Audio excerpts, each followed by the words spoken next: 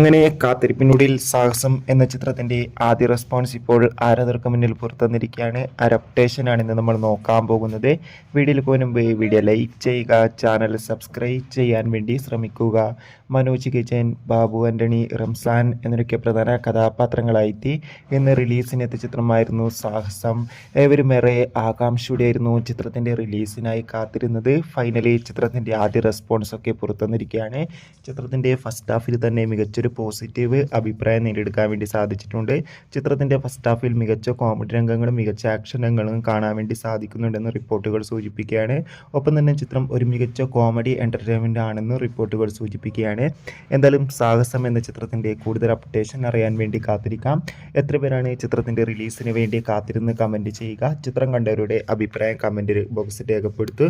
കൂടുതൽ സിനിമാ വാർത്തകൾ പെട്ടെന്ന് ലഭിക്കാൻ വേണ്ടി ചാനൽ ഇപ്പോൾ തന്നെ സബ്സ്ക്രൈബ് ചെയ്യൂ. അടുത്തൊരു വീഡിയോയിൽ കാണുമ്പോൾ ബൈ.